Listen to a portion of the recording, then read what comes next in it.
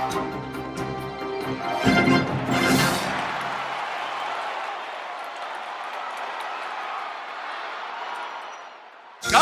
Yesus El Shaddai. Yesus El Shaddai. Sorakan Yesus El Shaddai. Yesus El Shaddai. Yang maha besar, Yang maha yang lebih besar besar dari pergumulan kami, dari pergumulan kami. yang memegang masa depan kami. Engkau Yesus yang berjanji sekali-kali Engkau tidak akan pernah meninggalkan orang yang melekat berharap percaya kepadamu. Tuhan, jika Engkau tidak berjalan bersama kami tidak dapat berbuat apa-apa. Kami perlu penyertaan-Mu Tuhan. Menghadapi tahun yang baru 2014. Kami percaya jika Engkau Tuhan yang menyertai kami, jalan-jalan kami, langkah-langkah kami akan penuh dengan mujizat dan berkat. Amin. Kebajikan dan kemurahan Tuhan yang akan mengikuti hidup kami ketika Tuhan yang menjadi terutama dalam hidup kami. Itu sebabnya Bapa, di minggu yang terakhir di tahun 2013 ini, persiapkan kami untuk kami tidak hidup sembrono lagi, tapi hidup sesuai kehendak. Berbicaralah ya Tuhan melalui firman-Mu pada hari ini. Dan kami bersatu hati. Setiap selubung-selubung yang dibangun oleh ilah-ilah zaman ini, yang berusaha membuat kami tidak bisa mengerti firman Tuhan, yang membuat kami menolak akan firman Tuhan, kami patahkan di dalam nama Yesus. Terkoyak, terkoyak, terkoyak. Sekarang Tuhan, hati, jiwa, dan roh tubuh kami dikendalikan oleh kuasa-Mu, sehingga hidup kami menjadi tanah yang subur, yang menyambar setiap benih firman Tuhan. Dan kami tahu akan terjadi pertumbuhan dan akan berbuah-buah untuk kemuliaan Nama. Sampaikan firman-Mu buat kami di dalam nama Yesus. Semua kita berkata amin. Beri kemuliaan yang meriah bagi Tuhan. Silakan duduk kembali, saudara. Di minggu yang terakhir tahun 2013 ini, siapa percaya bahwa tahun ini Tuhan sudah memberi buat kita from glory to glory, dari satu kemuliaan kepada kemuliaan yang lebih besar. Siapa merasa tahun ini berkat dan mujizat daripada Tuhan, lambaikan langsung kata bersama, saya percaya, saya hidup dalam kemuliaan. Ayo tepukan yang meriah untuk kemuliaan nama Tuhan. Saudara sekalian, saya mau ingatkan setiap saudara sekalian bahwa Selasa besok lusa kita akan adakan doa tutup tahun dan buka tahun. Dan saya berharap setiap saudara sekalian hadir tepat jam 9 malam. Dan kita akan terus masuk sampai jam 12 malam, saudara. Dan saya berdoa buat setiap kita akan mengalami lawatan dan terobosan Tuhan. Dan Tuhan jelaskan bahwa nanti dalam kebaktian tutup tahun dan buka tahun, kita akan buat menjadi kebaktian keintiman dengan Tuhan. Dan saya percaya setiap saudara juga akan terima pengurapan minyak dan anggur dan juga perjamuan kudus, dan saudara akan menerima ayat-ayat emas yang merupakan saudara bekal pesan Tuhan buat tahun 2014. Dan saya percaya saudara kita akan makan bersama, bersuka cita sebagai gereja Tuhan yang hidup dalam kesatuan. Yang tepuk tangan yang meriah untuk kemuliaan Raja kita. Amin. Nah, saudara, sepanjang tahun 2013 ini saya percaya anugerah dan kebajikan Tuhan nyata dalam hidup kita. Amin. Nah, saudara, beberapa hari yang lalu saya sempat membaca sebuah artikel, dan artikel ini saudara, saya nggak tahu yang nulis siapa, tapi mungkin wanita yang lagi sebetulnya belajar dari pengalaman sebelumnya dalam berpacaran, dan mungkin juga ditulis oleh pria yang sebetulnya saudara dalam keadaan kurang beruntung dalam soal wajahnya, saudara. Nah, artikel ini berbicara begini, dengar baik-baik, katanya begini, saudara. Zaman sekarang ini, jangan cari orang ganteng. Karena ganteng tidak bikin kehidupan jadi makmur. Zaman sekarang harus cari bukan orang ganteng lagi, tapi orang pinter. Pinter cari duit. Pinter memanjakan istri. Pinter jaga perasaan. Pinter bersih rumah. Pinter jaga anak. Asalkan jangan pinter ngibulin orang. Percuma cari orang ganteng, tetapi begonya bukan main. Hidup orang tidak ganteng. Jangan ngomong orang jelek, saudara. Nanti bentar singgung. Kata bersama, hidup orang tidak ganteng. 2, 3. Katanya begini juga. Saya mau beritahu orang yang tidak ganteng punya lagu favorit yang sering dinyanyikan setiap hari. Lagu favorit orang tidak ganteng adalah, kau bukan Tuhan yang melihat rupa, kau bukan Tuhan yang memandang wajah. Allah kita adalah Allah yang luar biasa. Tepuk tangan yang meriah untuk kemuliaan Tuhan. Amin. Tapi saudara, waktu saya baca artikel ini, saya ketawa, saya mikir begini, iya. Ganteng tapi kalau begonya bukan main kan percuma, saudara.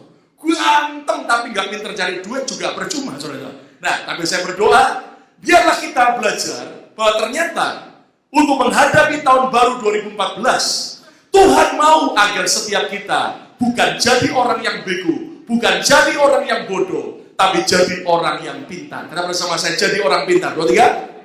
Tapi saudara, jangan berhenti pada level hanya pintar. Karena kepandaian, kepintaran kita bisa belajar dari sekolah, dari pengalaman hidup ini. Tetapi mari Tuhan mau kita naik satu level lebih lagi dari sekedar cuman pintar. Karena banyak orang pintar. Tapi yang Tuhan mau adalah kita tidak hanya cuman pintar, tapi juga bijaksana. Kata bersama saya, bijaksana. 2, 3. Lebih keras, bijaksana. 2, 3. Nah, saya akan mengajak saudara membaca sebuah ayat lebih dulu. Dalam Mazmur 119 ayat 98. Saya percaya ini ayat saudara belum pernah baca. Karena memang mungkin jarang dibaca di ayat ini. Lihat Mazmur 119 ayat 98. Yuk kita baca sama-sama dengan suara yang keras. 2, 3. Perintahmu membuat aku apa? Lebih bijaksana daripada musuh-musuhku. Terus, sebab selama-lamanya itu ada padaku. Kalau kita mau hidup lebih bijaksana, ternyata kita bisa bijaksana bukan karena pendidikan sekuler di sekolah atau dari pengalaman.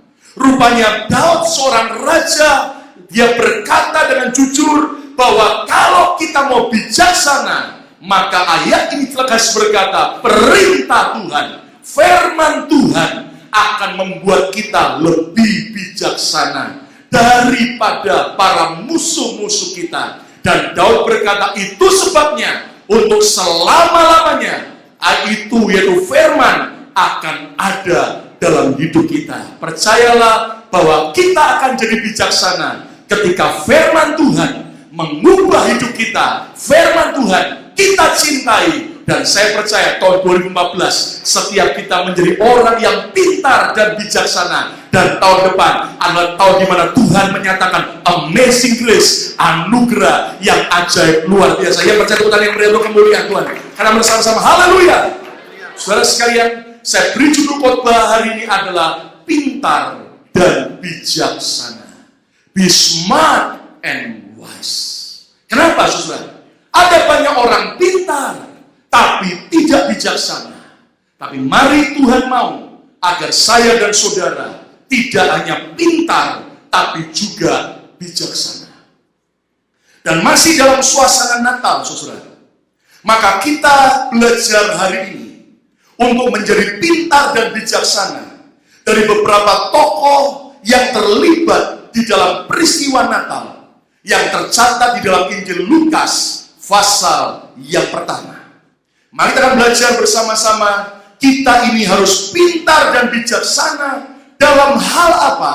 Yang pertama, bijaksanalah dalam perkataan.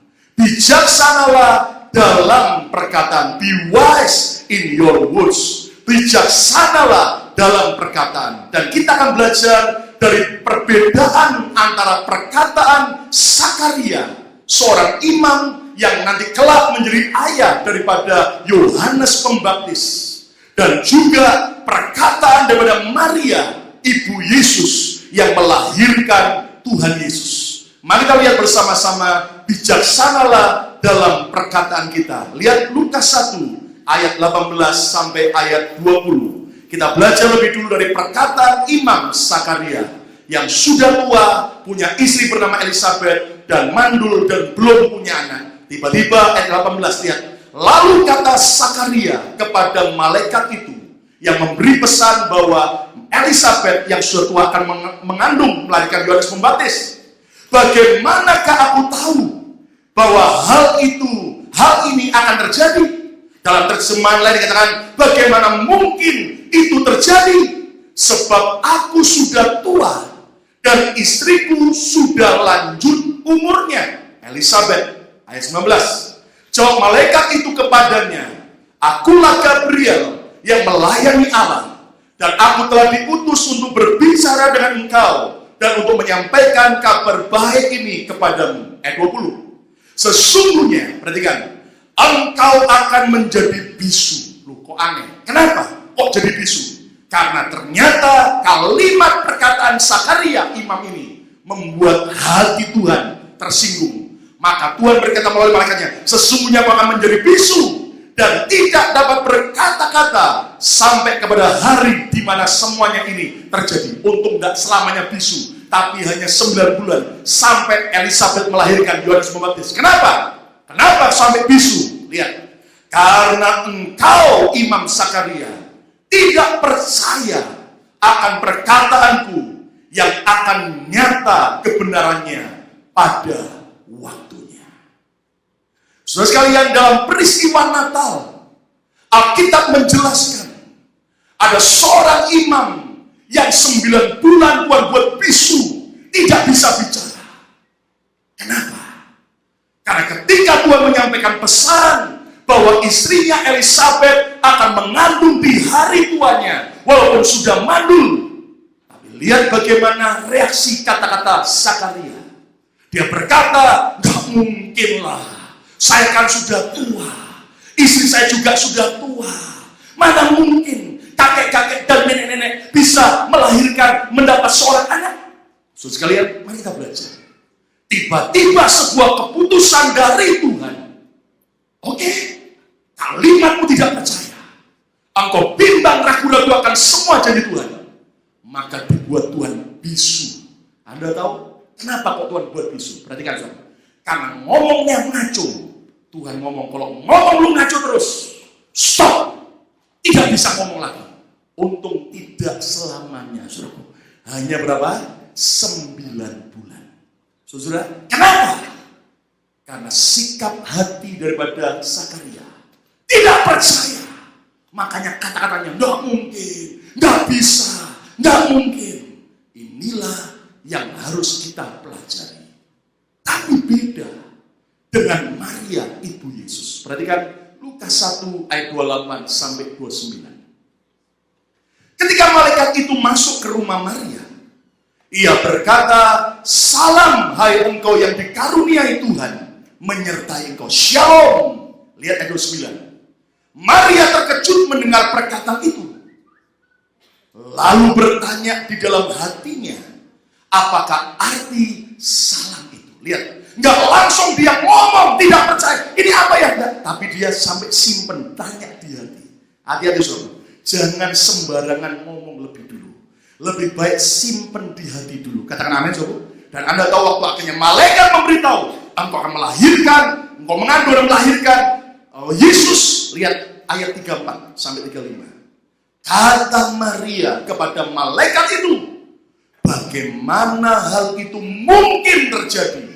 Karena aku belum bersuami. Loh, Pak, kan pertanyaan ucapannya sama dengan Sakaria. Nggak mungkin lah, nggak mungkin. Tapi Anda tahu, beda sikap hatinya.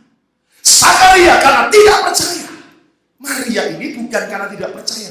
Dia tanya cara caranya gimana Tuhan supaya aku ini masih perawan tapi bisa hamil? Makanya Tuhan tidak marah dengan Maria. Kenapa? Tuhan tahu sikap hatinya. Ayat 35, perhatikan.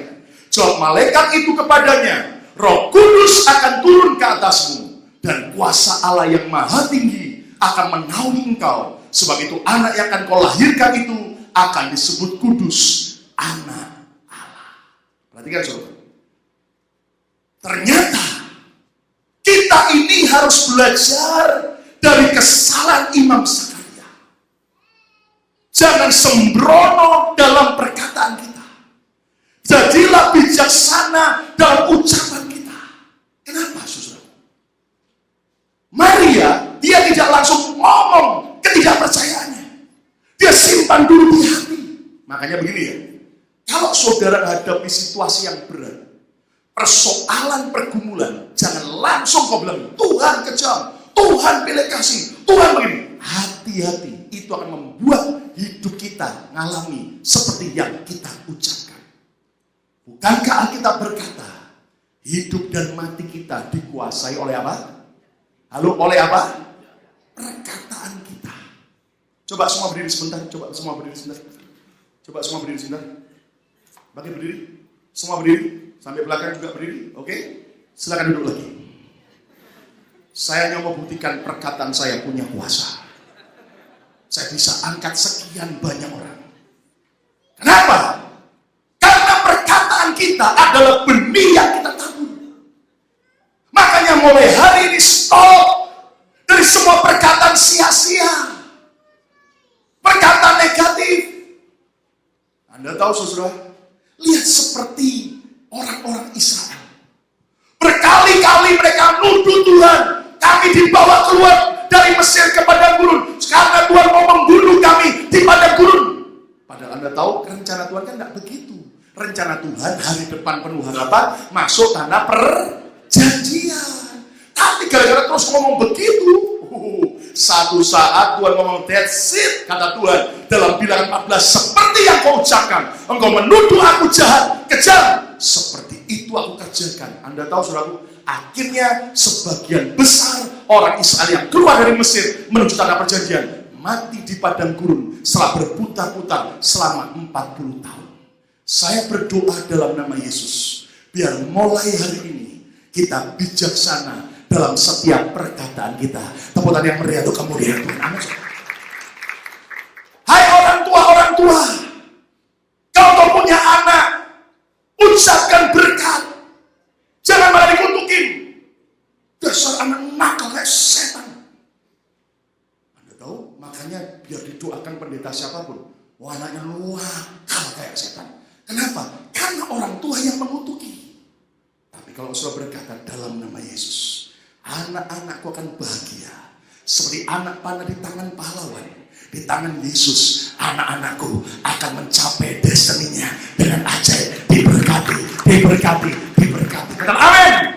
Lihat Nuh, dia kutuki Ham, dan akibatnya Anda tahu keturunan orang Afrika sekian ratus tahun jadi budak. Makanya mulai hari ini saudara, stop dari bicara yang negatif, stop dari bicara yang sia-sia. Suami berkata, Pak kan gak apa-apa, cuma ngomong doang kok. Hati-hati.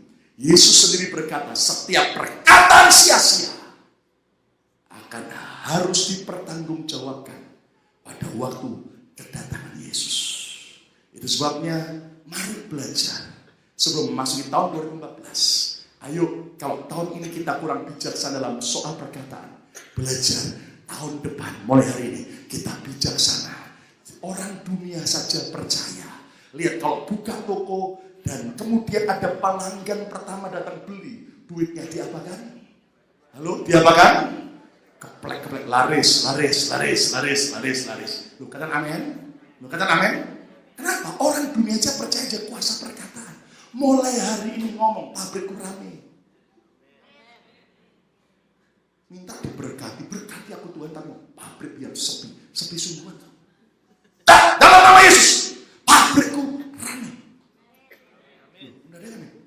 Kerjaanku diberkati. Amin. Mulai hari berubah. Yang belum menikah, jangan berkata Semua online, Pak. Sudah saya masukin, Pak. Seluruh dunia sudah lihat wajah saya. Tidak laku, Pak. Stop. Mulai hari ini berkata, 2014 laku kayak pisang goreng.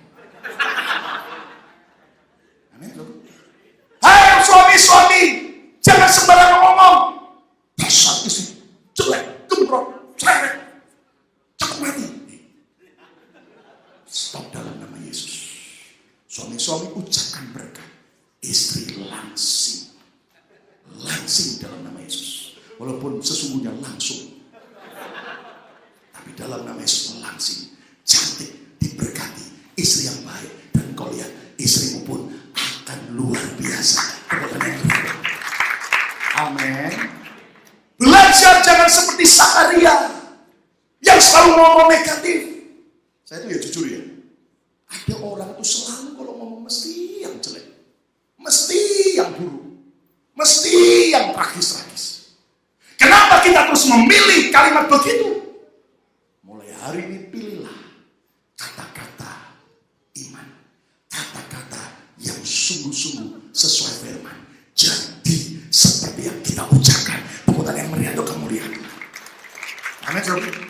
Karena bersama saya tidak akan pernah kekurangan lagi. Ya, belum percaya. 1, 2, 3, saya tidak akan pernah kekurangan lagi. Karena bersama saya, semua hutang saya lunas. Benar apa lebih keras? Semua hutang saya lunas. Saya berhasil. Saya sukses. Saya berhasil. Saya dicintai Tuhan. Tepuk tangan yang meriah untuk kemuliaan Tuhan. Amin. Jangan sampai Tuhan membuat kita bisu, kehilangan janji Tuhan, berkat Tuhan. Gara-gara apa? Tidak bijaksana dalam perkataan. Saudara-saudara, cara untuk kita bijaksana dalam perkataan adalah apa? Gantilah perkataan ketidakpercayaan saudara menjadi perkataan iman. Kata bersama saya, perkataan iman. 2, 3. Kalau ditanya orang, gimana kabarnya, Ci? Aduh, pancetan. Tetap begini. Nanti betul-betul enggak ada. Loh, saya ini doain sudah tiap hari akan mengalami terobosan. Saya cuma ngomong tetap begini, enggak ada perubahan. Ya, stop! Mulai hari ini katakan iman. Saya percaya memang belum terjadi apa-apa. Tapi saya percaya dalam nama Yesus, Tuhan pasti menggenapi janjinya. Ayo yang punya usaha, toko atau restoran atau apapun usaha sudah, mulai sekarang ucapkan dalam nama Yesus, 2014 diberkati luar biasa. Amin, saudara. Makanya kami punya kebiasaan tiap pagi, minggu pagi kita berkati kursi-kursi ini. Kenapa? Kita ucapkan dalam nama Yesus, Tuhan memberkati jiwa-jiwa, Tuhan kirimkan jiwa-jiwa, dan semua jiwa-jiwa yang duduk diberkati Tuhan. Amin, saudara. Ucapkan. Ganti apalagi? Perkataan melemahkan menjadi perkataan yang menguatkan. Orang ya ada selalu ngomongnya itu mesti melemahkan. Ya dong. Contoh nih, kalau tiba-tiba ada dari atas ini orang dengan tali, terus turun sebagai akrobat, turun dari atas, maka ada orang bilang, wah hebat ya. Ada yang begitu. Ada yang begitu. Hati-hati lu kalau jatuh mati, bonjol nanti macrot gitu. Tapi ada orang lain lagi, gimana ya caranya ya? Kalau dia bisa, aku juga pasti bisa. Nah, itu kata-kata yang berbeda.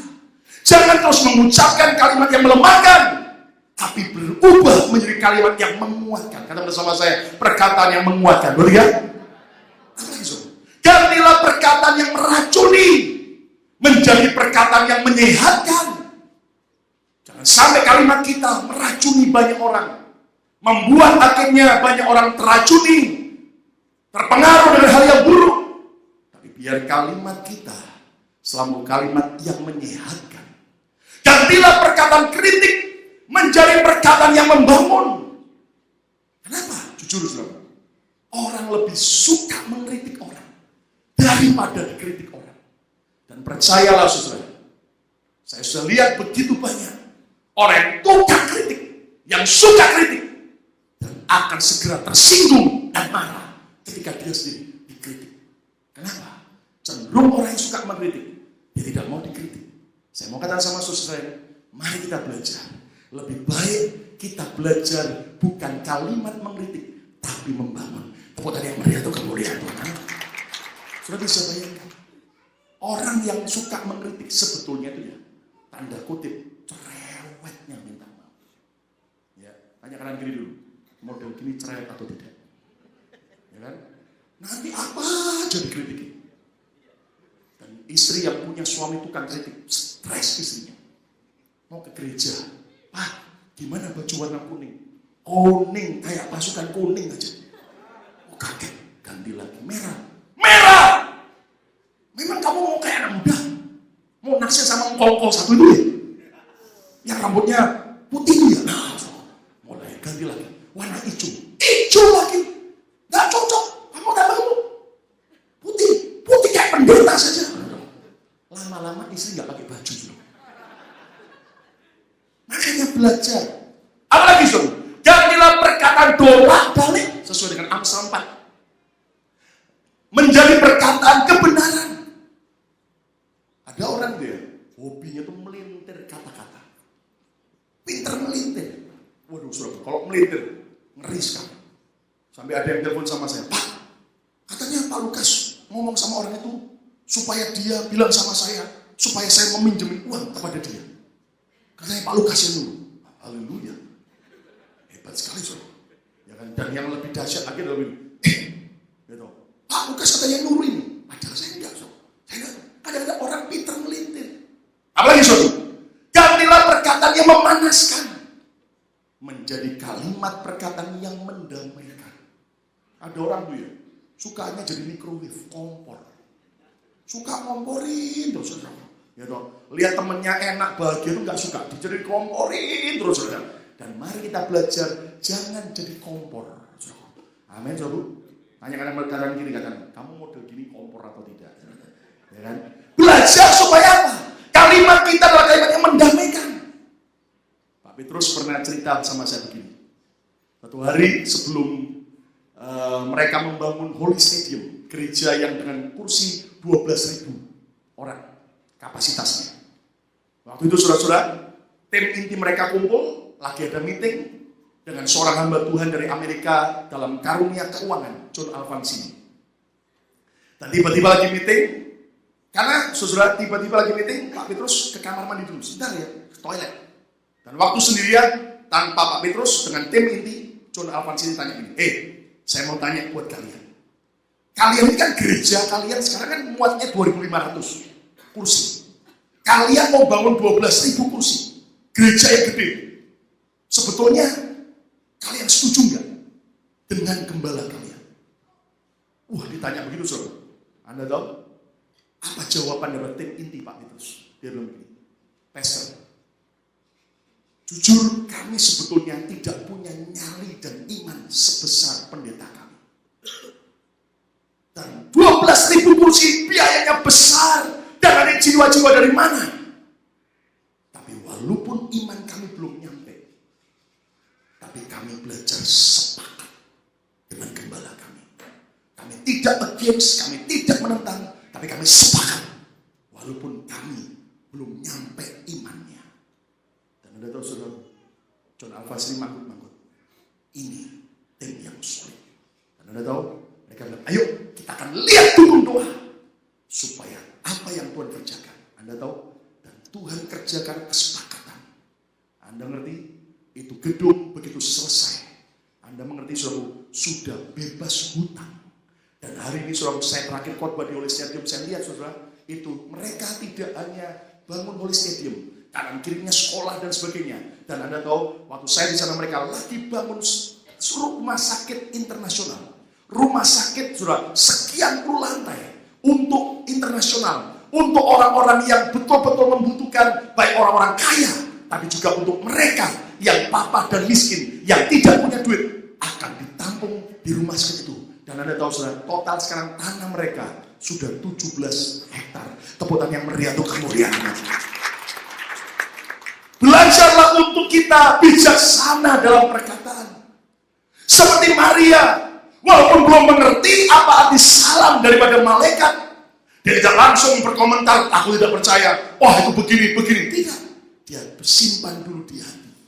Dan kalimat bagaimanakah mungkin itu terjadi? Karena aku belum menikah. Itu bukan karena ketidakpercayaannya. Seperti Imam Zakaria.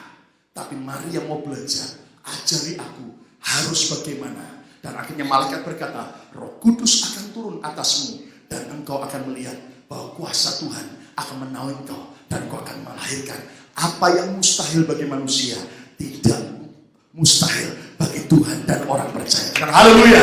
Katakan haleluya. Siapa mau tahun 2014 alami mujizat yang dahsyat? Kata bersama saya, bijaksana dalam perkataan. Boleh kan? Amin. Sudah perkataan enggak cuma yang dari mulut loh, yang dari tangan juga. Katakan amin. Di Facebook sudah stop lagi ngomong-ngomong yang negatif, ya toh. Mari belajar ucapkan yang positif. Makanya selalu saya lebih baik posting di Facebook selalu yang positif. Kenapa? Supaya tidak mengkamirkan, tidak meracuni yang lain, tapi supaya benar-benar kemuliaan Tuhan dari tepuk tangan yang meriah untuk kemuliaan Tuhan. Amin. Ya, yang kedua, saudara, kita ini harus pintar dan bijaksana dalam hal apa? Tidak hanya bijaksana dalam perkataan, tapi yang kedua, bijaksanalah dalam pergaulan. Bijaksanalah dalam pergaulan. Be wise in your association. Bijaksanalah dalam pergaulan saudara. Kenapa?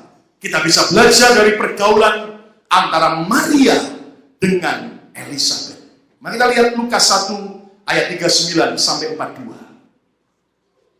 Beberapa waktu kemudian berangkatlah Maria setelah dia didatangi malaikat dan mulai hamil, mengandung bayi Yesus, dan langsung berjalan ke pegunungan menuju sebuah kota di Yehuda. 40. Di situ ia masuk ke rumah Zakaria, imam tadi yang bisu 9 bulan, dan memberi salam kepada Elizabeth. Aneh, enggak ngasih salam kepada Zakaria, tapi kepada Elizabeth. Apa dia kurang ajar dengan Zakaria? Oh tidak, dia tahu ini pentingnya. 41 lihat.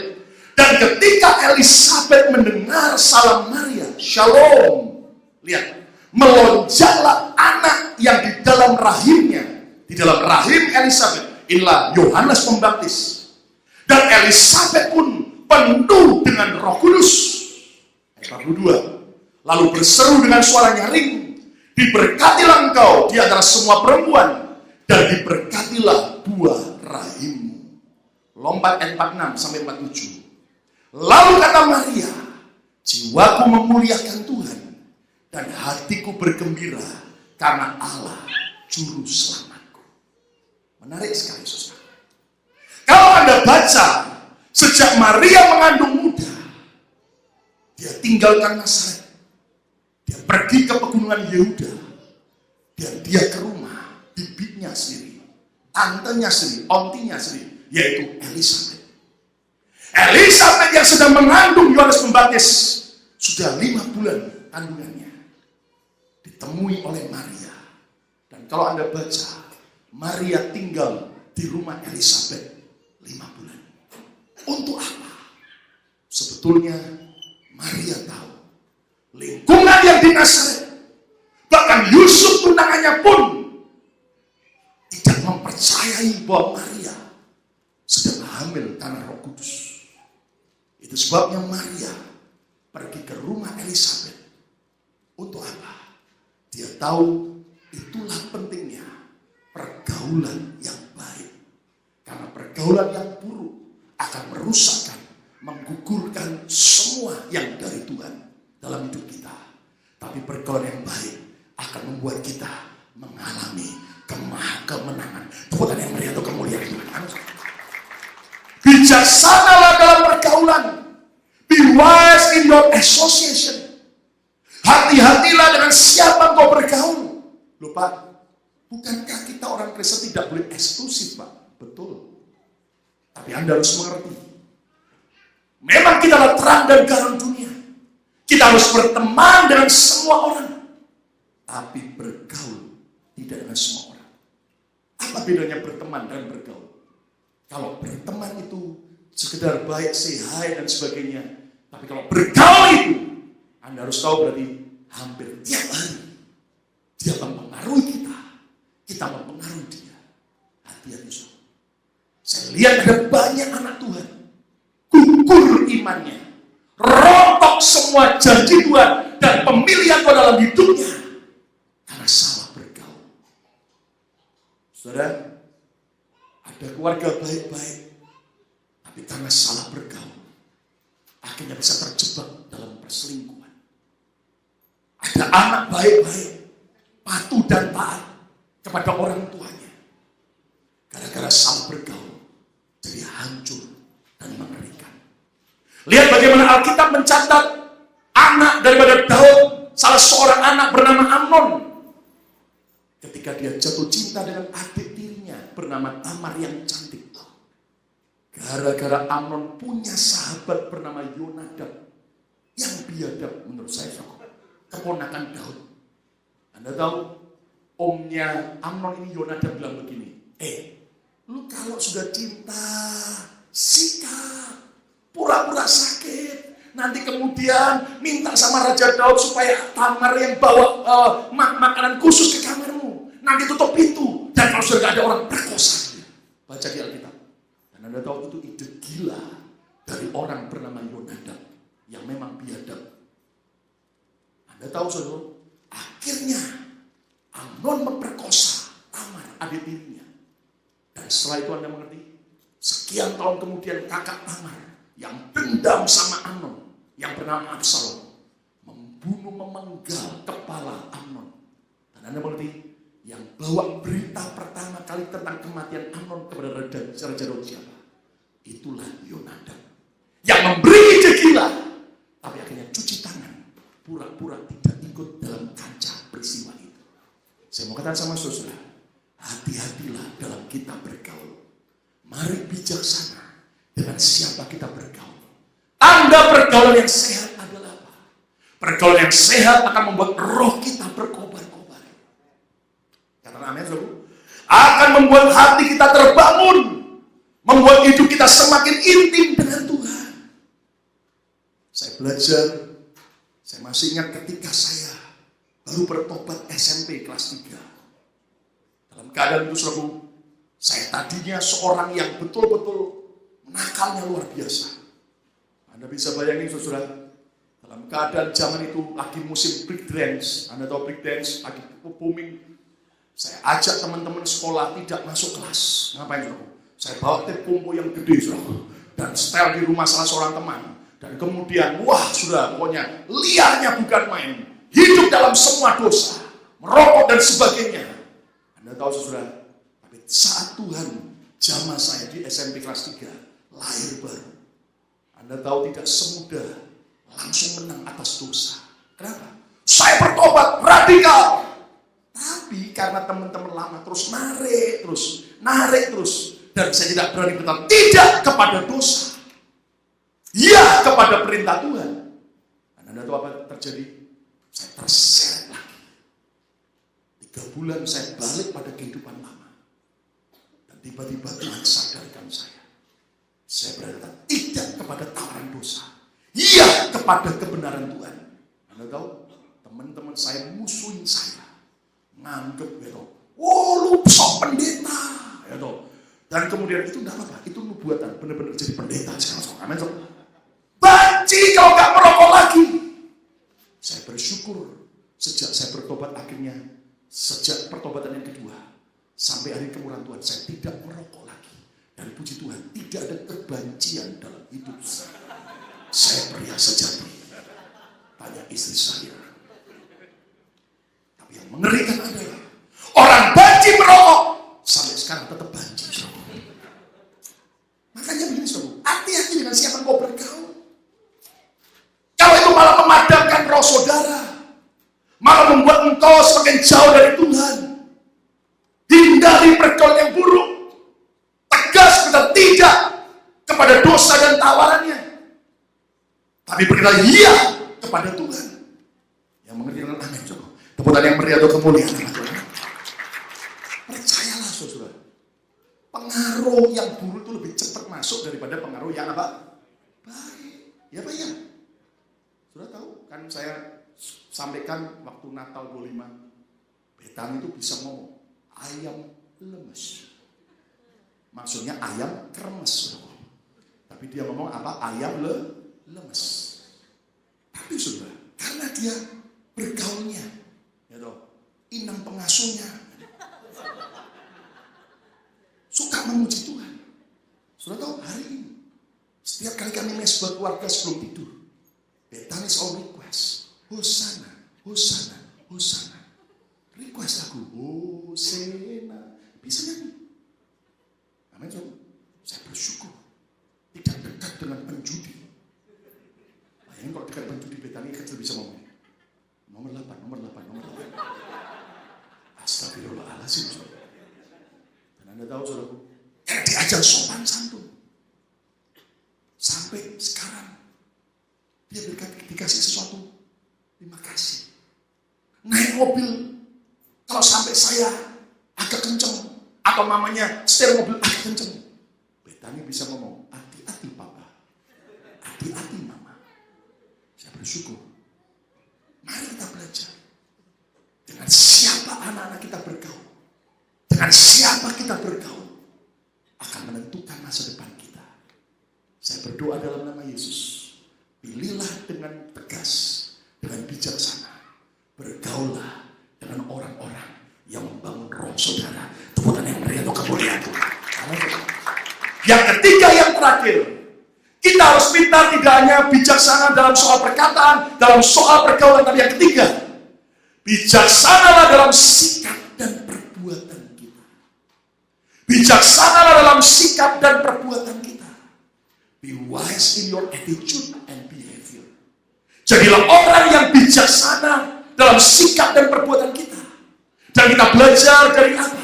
Dari sikap dan perbuatan malaikat Gabriel dibandingkan dengan Lucifer. Coba kita lihat Lukas 1 ayat 19. Jangan pernah lupa dalam peristiwa Natal dicatat tentang malaikat Gabriel. Lukas 1 ayat 19, yuk kita baca sama-sama. 2, 3. Jawab malaikat itu kepadanya, keras, akulah Gabriel yang melayani Allah, dan aku telah diutus untuk berbicara dengan engkau dan untuk menyampaikan apa? Kabar baik ini, good news kepadamu, kepada Imam Zakaria. Saya masih ingat kakak saya, Pendeta Samuel, saudara, dia kalau ngomong malaikat Gabriel tidak bisa, dia berkata malaikat Gabriel. Ya, dan walaupun anaknya yang pertama diberi nama Gabriel, tapi selalu dia tidak bisa berkata Gabriel, tapi Gabriel. Dan doain tahun depan kalau tidak ada halangan, kakak saya sedang atur istri daripada Pastor Yong Gi-cho, gereja terbesar di Korea dengan jemaat hampir 1 juta. Tahun depan kalau tidak ada halangan, istri Yong Gi-cho akan datang melayani tempat ini. Tepuk tangan yang meriah untuk kemuliaan. Amin. Ya, karena kakak saya dekat dan juga sudah pernah disuruh khotbah di gereja Seoul, di gereja Yong Gi-cho, dan juga istrinya juga khotbah di Balikpapan, gereja kakak saya. Dan dia bilang, dan saya berkata sering kali saya ini agak iseng kadang-kadang. Saya bibi ponaan saya yang bernama Gabriel atau Gaby, saudara. Papa lu tidak bisa manggil Gabriel, tapi Gabriel. Dan dia bilang, anjir kok nakal. Nah, saudara, kita belajar. Gabriel ini adalah malaikat Tuhan yang dicatat, yang dia mengakui, aku adalah Gabriel yang melayani Allah dengan setia. Aku telah diutus untuk berbicara dengan engkau. Dia mengabdi dengan Tuhan untuk menyampaikan kabar baik kepadamu. Dan Anda mengerti ya, Gabriel ini saudara adalah malaikat yang taat kepada otoritas, malaikat yang setia kepada otoritas. Dan yang ajaib saudara, Anda mengerti nanti sampai di akhir zaman sekarang, bahkan sampai seterusnya dalam kekekalan, malaikat Gabriel tetap malaikat yang mengabdikan hidupnya kepada Tuhan. Waktu saya baca tentang Gabriel ini, Tuhan ngomong, pelajari, ada malaikat yang lain yang kontradiksi dengan Gabriel. Dan malaikat itu bernama Lucifer. Mungkin sudah tanya, Pak, mana ada ayatnya Lucifer di Alkitab? Dalam Alkitab terjemahan Indonesia memang tidak ditulis, tapi dalam King James Version dengan lebih jelas. Yuk kita lihat, Yesaya 14 ayat 12 sampai 15. Perhatikan. Wah, engkau sudah jatuh dari langit, hai bintang timur, putra fajar. Mana ada Lucifernya, Pak? Kan disebut bintang timur. Ya kan? Tapi lihat dalam King James Version, how you are fallen from heaven, O Lucifer, son of the morning. Ternyata Alkitab jelas berkata di Indonesia, hai bintang timur, tapi dalam bahasa Inggrisnya, O Lucifer. Namanya Lucifer. Lihat, engkau sudah dipecahkan dan jatuh ke bumi, hai yang mengalahkan bangsa-bangsa. Ayat 13. Engkau Lucifer yang tadinya berkata dalam hatimu, aku hendak naik ke langit. Lihat, aku hendak mendirikan tahtaku. Bukan tahta bagi Tuhan, tahta bagi dirinya sendiri. Dia haus akan pujian, mengatasi bintang-bintang Allah, mau menyaingi Tuhan. Dan aku hendak duduk di atas bukit pertemuan, jauh di sebelah utara. 14. Aku, yaitu Lucifer, hendak naik mengatasi ketinggian awan-awan. Perhatikan, hendak menyamai yang maha tinggi, menyamai otoritasnya, mengalahkan otoritasnya. Ayat 15. Sebaliknya, ini akibatnya, ke dalam dunia orang mati engkau diturunkan, ke dalam tempat yang paling dalam, di liang kubur. Dan itu sebetulnya adalah Gehenna. Itu adalah neraka. Saudara sekalian, supaya saudara tidak bingung, sebetulnya cukup banyak ayat-ayat di Alkitab tentang Lucifer. Tapi tidak semua sempat saya buka. Tapi saudara percaya, saya ceritain dulu. Tuhan waktu sebelum ciptakan alam semesta ini, sebelum ciptakan manusia, Tuhan ciptakan malaikat di surga. Ratusan juta, tidak terhitung. Dan Anda tahu saudara, dan Tuhan buat 3 malaikat pemimpin. Pertama adalah Mikael, yang adalah panglima perang. Yang kedua adalah Gabriel, yang adalah saudara, yaitu malaikat pembawa berita. Dan yang ketiga adalah Lucifer, malaikat pemimpin pujian. Tahukah saudara, Lucifer itu dikatakan adalah malaikat yang tercantik, tertampan. Sudah tahu? Ada yang tanya sama saya, Pak, malaikat itu laki atau perempuan? Ayo, menurut saudara, malaikat laki atau perempuan? Halo? Ya kan lebih banyak digambarkan malaikat itu perempuan kan? Saya mau beritahu, malaikat tidak punya kelamin. Malaikat tidak ada laki atau perempuan. Malaikat itu manusia roh, makhluk roh. Ya, dan Anda tahu saudara, itu adalah spiritual realm, ya, dalam alam roh. Dan Anda tahu saudara, malaikat tidak berkelamin. Tapi saudara, Alkitab menjelaskan, Lucifer itu begitu tampan dan cantik. Dan bukan cuma itu saudara, seluruh tubuhnya dipenuhi dengan alat-alat musik. Tapi jangan narsis. Gitar di sini, gendong gitar, bass, piano, saudara. Lalu di sini ada apa namanya, biola. Enggak begitu saudara. Dia begitu tampan cantik. Tapi begitu dia gerak sedikit aja, lagu, suara musik pujian sudah keluar. Gerak begitu aja, sudah keluar pujian. Anda tahu? Dia diberi kuasa memimpin pujian terhadap semua malaikat. Makanya saya mau beritahu nanti kerjaan kita di surga adalah memuji, menyembah Tuhan. Katakan amin. Makanya saudara mau ke gereja jangan terlambat. Katakan haleluya. Ya, Pak, lalu di surga kalau cuma muji menyembah Tuhan, bosan kan Pak? Apa enggak ada shopping? Tenang, ada shopping di surga. Amin. Saya akan buka outlet di sana. Ya. Loh, apa ada Pak? Gini, nanti di surga, ini orang-orang yang sudah dibawa Tuhan lihat ke sana, Tuhan juga akan izinkan saudara suka hobinya apa, kesukaan saudara, nanti di surga juga ada. Asal bukan hobi yang dosa. Loh, amin. Amin. Jadi yang wanita yang hobinya shopping, nanti Tuhan buka yang jual malaikat.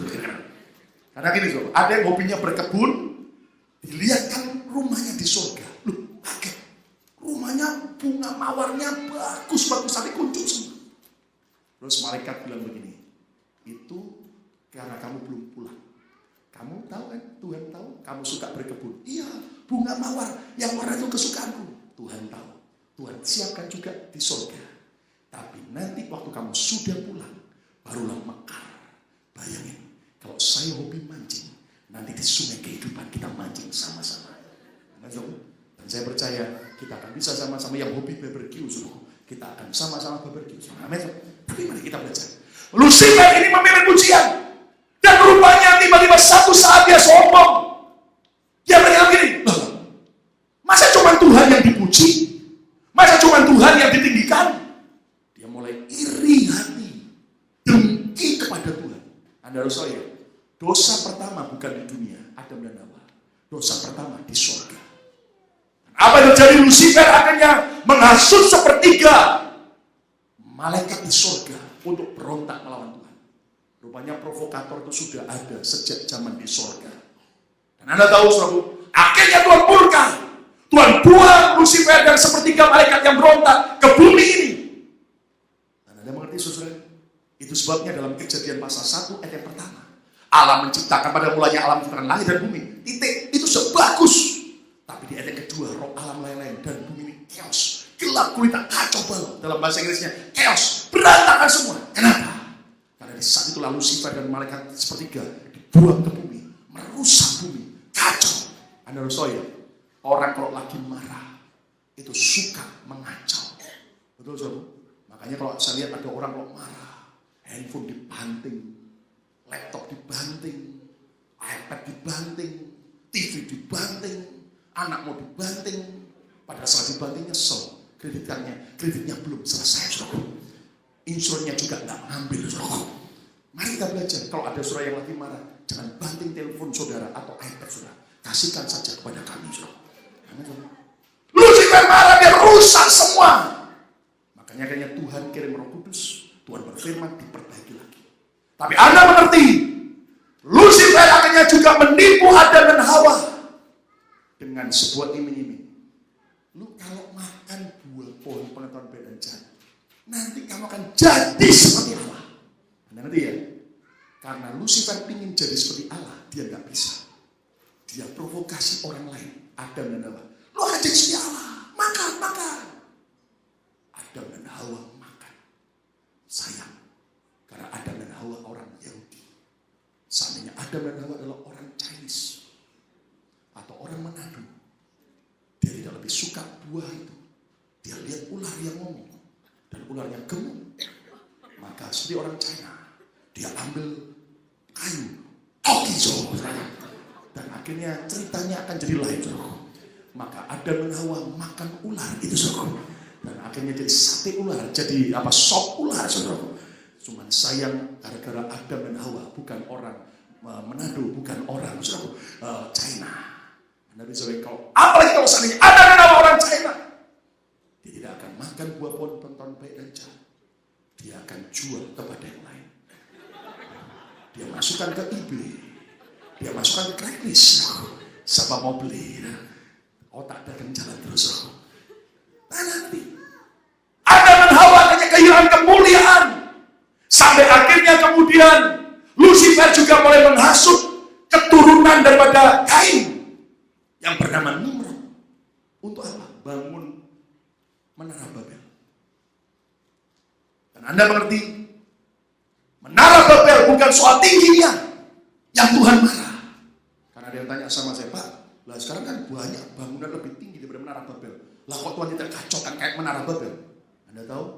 Karena motivasinya Menara Babel dibangun mau menyaingi otoritas Tuhan.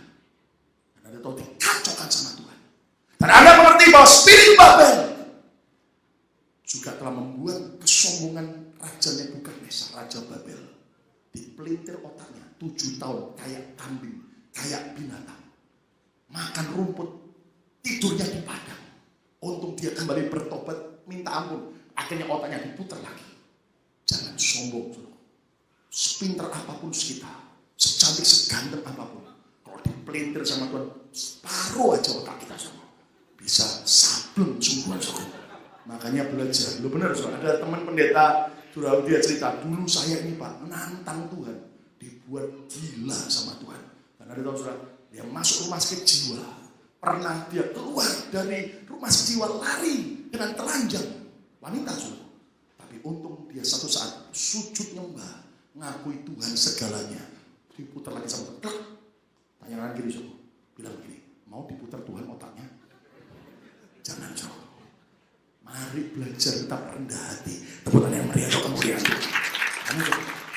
Dan yang lebih mengerikan adalah apa? Spirit daripada Lucifer ini, spirit Babel. Kalau Anda lihat dalam kitab Wahyu, muncul kembali itulah Babel yang akhirnya memunculkan antikris. Dan Anda tahu antikris adalah seorang pria dan usianya seperti Yesus, umur 30 tahun. Dan akhirnya Yesus yang tadinya ditawarin iblis untuk sembah iblis dan seluruh dunia akan diberi, Yesus tolak. Tidak hanya sembah Allah. Nanti seorang pria itu ditawarin iblis, sembah aku. Lalu dia nyembah dan orang itu dapat kuasa penuh dari iblis, Lucifer itu. Dan itulah antikris yang sedang akan menguasai dunia ini. Saya berdoa dalam nama Yesus. Apa yang kita belajar dari Gabriel? Gabriel tetap rendah hati dan taat kepada otoritas. Sementara Lucifer menjadi sombong dan melawan otoritas. Saudara-saudara, saya hanya mau doakan buat setiap saudara, Anda sadar. Alkitab bilang begini, jangan membuat pemimpinmu berkeluh kesah. Anda tahu, kalau otoritas di atas hidup sudah berkeluh kesah, pedih hatinya dan berseru pada Tuhan, maka itu persoalan buat kita. Saudara, istri saya cerita sama saya. Untung dia belajar nurut sama mamanya. Dia berkata, makanya akhirnya masa depannya terselamatkan. Karena begini, Zoom.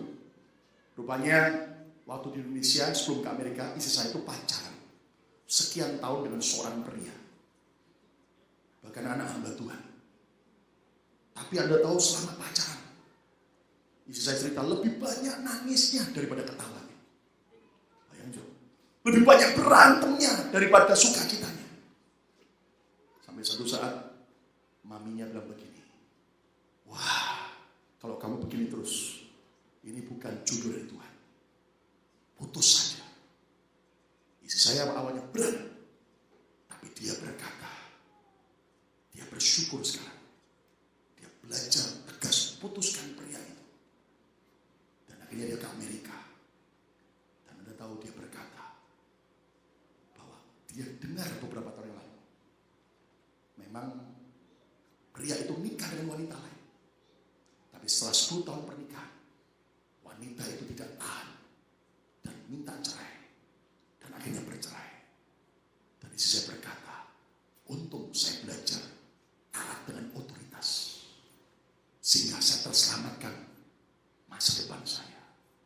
Dan istri saya berkata, saya bersyukur dapat pria yang baik, menawan, mempesona, tidak pernah membosankan.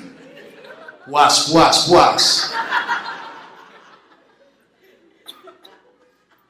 Belajarlah. Anak-anak tunduk dengan otoritas orang tua. Anda di gereja dengan otoritas gembala. Di kerjaan dengan otoritas bos saudara, atasan saudara. Dan lihatlah, berkat Tuhan akan dicurahkan. Tepuk tangan yang meriah untuk kamu. Saya mau katakan saudara sekalian, hari ini belajarlah jadi bijaksana. Banyak orang pandai, tapi tidak banyak orang bijaksana. Firman akan membuat kita bijaksana. Katakan amin. Kesimpulannya apa? Sabtu kemarin Tuhan beri kalimat, saya buat di SMS penggembalaan. Kalau ada saudara yang belum terima SMS penggembalaan, tolong Anda bisa SMS saya. Ataupun Anda dulu pernah terima tapi nggak terima lagi, mohon maaf, bukan karena nggak kirim, mungkin error dalam providernya. Tapi begini, orang bodoh adalah mereka yang terus mengulangi kesalahan yang sama walaupun sudah menyesalinya. Orang bebal adalah mereka yang terus mengulangi kesalahan yang sama tanpa merasa bersalah, tetapi justru sibuk menyalahkan orang lain. Pilihlah menjadi orang bijak dengan tidak mengulangi kesalahan yang sama, serta mau bertanggung jawab akan kesalahannya. Jadilah bijak. Ayat yang terakhir yang kita baca sama-sama, Amsal 3:35. Semua baca keras. 2, 3. Orang yang bijak akan mewarisi apa? Kehormatan. Tetapi orang yang bebal akan menerima apa? Cemooh. Kita harus pintar dan bijaksana dalam hal apa? Yang pertama, dalam dalam pergaulan kita, dalam sikap dan perbuatan kita. Belajarlah dari perkataan Zakaria yang sama. Jangan ulangi lagi seperti Zakaria. Belajarlah dalam pergaulan antara Elisabet dan Maria. Dan jangan ulangi kesalahan Lucifer. Belajarlah seperti Gabriel yang mengabdi taat, rendah hati sampai akhir. Mari kita beri bersama-sama saudara.